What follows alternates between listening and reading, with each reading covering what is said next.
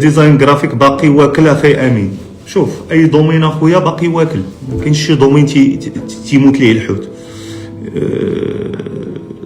يقدر الناس اللي خدامين فيه تيموت ليهم الحوت، ولكن الدومين ما تيموتش ليه الحوت، لان اي دومين اخويا هو قابل للابداع والتجديد.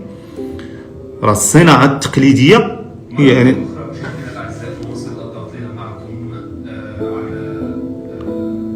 والله الا النفسيه ديالنا الا تعبات بهذا الحرب على غزه، والله الا تعبات اقسم بالله، والله الا النفسيه اصبحت تعبانه اللي قالوا المصريين.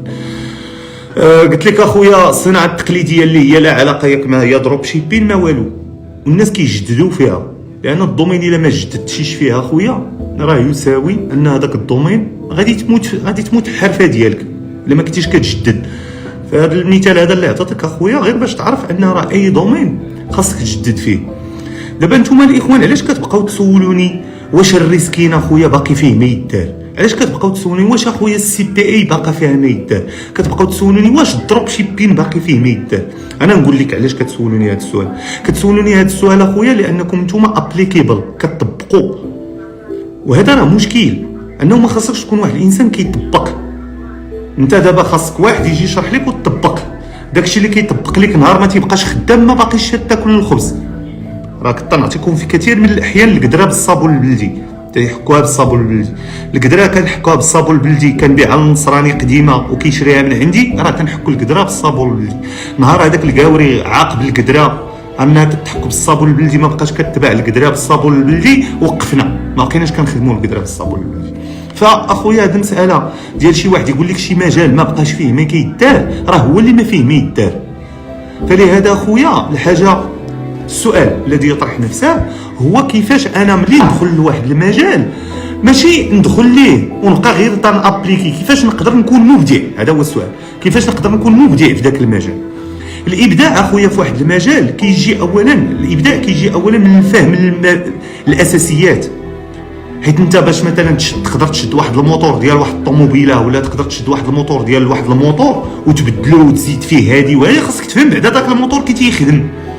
خاصك ماشي تفهم كيفاش، خاصك يولي عندك ما فهم الاساسيات كلشي فاهمو عاد باش تقدر تبدع. انت خويا انسان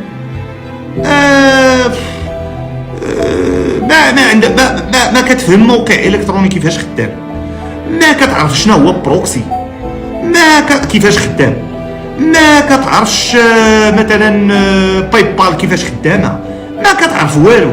داخل لواحد الدومين كتابليكي فيه داكشي اللي شتي في واحد الفيديو ولا شتي في واحد الدوره، راه عادي داكشي اللي ما يبقاش. حيت راه هادشي كل حد راه سورتو في الاي تي، سورتو في الدومين ديال الاي تي، الدومين ديال الانترنت، مفهوم عامي هكا.